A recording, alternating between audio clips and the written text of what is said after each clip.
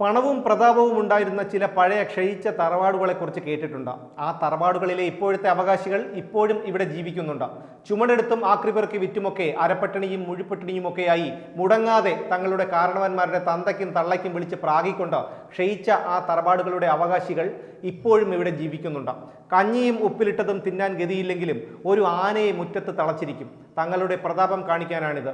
ഉണ്ടായിരുന്ന ഭൂസ്വത്തുക്കളൊക്കെ വിറ്റും പണയപ്പെടുത്തിയും കിട്ടാവുന്നിടത്തു നിന്നൊക്കെ കടം വാങ്ങിയും തറവാട് മുടിഞ്ഞ് കുത്തുപാളയെടുത്തു. കാരണവന്മാർ കാഞ്ഞും പോയി.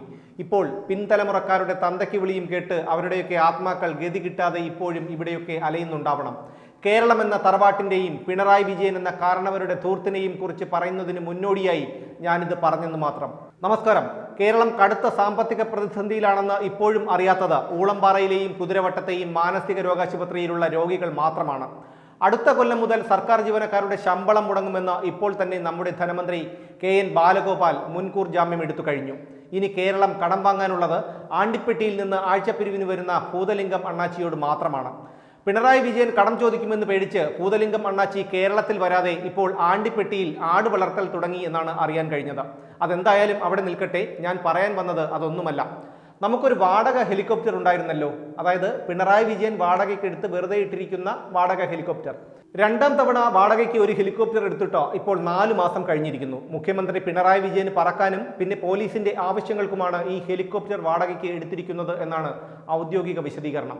ഇപ്പോൾ വാടകയ്ക്ക് എടുത്തിരിക്കുന്ന ഹെലികോപ്റ്ററിന് പ്രതിമാസം 80 ലക്ഷം രൂപയാണ് വാടക. 20 മണിക്കൂർ പറക്കാനാണ് ഈ 80 ലക്ഷം രൂപ.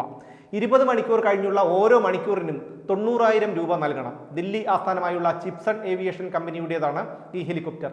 6 പേർക്ക് യാത്ര ചെയ്യാവുന്ന ഹെലികോപ്റ്റർ 3 വർഷത്തേക്കാണ് വാടകയ്ക്ക് എടുത്തിരിക്കുന്നത്. മാവോയിസ്റ്റ് വേട്ടയ്ക്കും രക്ഷാപ്രവർത്തനത്തിനും അതിർത്തി പ്രദേശങ്ങളിലും തീരദേശത്തും വിനോദസഞ്ചാര തീർത്ഥാടന മേഖലകളിലും നിരീക്ഷണം നടത്താനുമൊക്കെയാണ് ഈ ഹെലികോപ്റ്റർ വാടകയ്ക്ക് എടുത്തിരിക്കുന്നത് എന്നാണ് പറയപ്പെടുന്നത്. ഒന്നാം പിണറായി സർക്കാരിന്റെ കാലത്തും ഇത്തരമൊരു ഹെലികോപ്റ്റർ വാടകയ്ക്ക് എടുത്തിരുന്നു. അന്ന് ടെൻഡർ വിളിക്കാതെയായിരുന്നു ഇടപാട് നടത്തിയത്.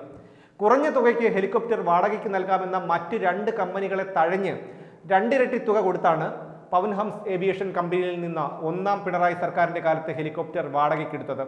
1 കൊല്ലത്തിനിടയിൽ ഈ വാടക ഹെലികോപ്റ്റർ പറന്നതാവട്ടെ വെറും 5 തവണ മാത്രവും. കോവിഡ് പ്രതിസന്ധി കത്തി നിൽക്കുമ്പോഴായിരുന്നു ഈ തെമ്മാടിത്തരം കാണിച്ചത് എന്നോർക്കണം. 20 മണിക്കൂർ പറത്താൻ 1,44 ലക്ഷം രൂപയും പിന്നീടുള്ള ഓരോ മണിക്കൂറിനും 67,000 രൂപയുമായിരുന്നു അന്നത്തെ നിരക്ക്.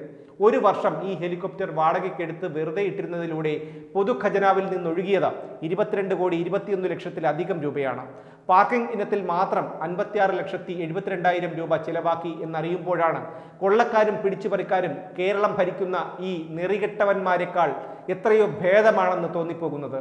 കേരള സർക്കാർ 1,44 ലക്ഷം രൂപ മാസവാടക കൊടുത്ത അതേ ഹെലികോപ്റ്റർ ഛത്തീസ്ഗഡ് സർക്കാർ ഹൈദരാബാദ് ആസ്ഥാനമായ വിങ്സ് ഏവിയേഷൻ കമ്പനിയിൽ നിന്ന് വാടകയ്ക്കെടുത്തത് 85 ലക്ഷം രൂപയ്ക്ക്, അതും 25 മണിക്കൂർ പറക്കുന്നതിന്. 20 മണിക്കൂർ പറക്കാൻ 1,44 ലക്ഷം രൂപ കേരള സർക്കാർ കൊടുക്കുമ്പോൾ 25 മണിക്കൂർ പറക്കാൻ ജാർഖണ്ഡ് സർക്കാർ കൊടുത്തത് 85 ലക്ഷം രൂപ.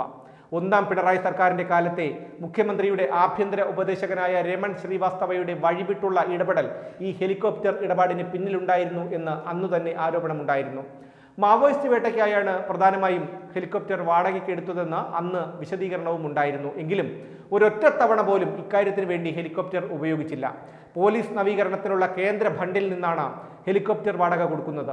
ഇവിടെ ഇവനെയൊക്കെ ജയിപ്പിച്ചു വിട്ട സാധാരണക്കാർ 3 നേരം നേരാംവണ്ണം ഭക്ഷണം കഴിക്കാനും ചികിത്സിക്കാനും പണമില്ലാതെ നെട്ടോട്ടം ഓടുമ്പോഴാണ് ഈ തെമ്മാടിത്തരം കാണിക്കുന്നത് എന്നോർക്കണം.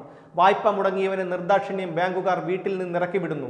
ചികിത്സിക്കാൻ ഗതിയില്ലാത്തവർ തുടർ ചികിത്സയ്ക്കായി അന്യന്റെ മുന്നിൽ കൈനീട്ടുന്നു. കടം കയറിയ കർഷകൻ ഗത്യന്തരമില്ലാതെ ആത്മഹത്യ ചെയ്യുന്നു.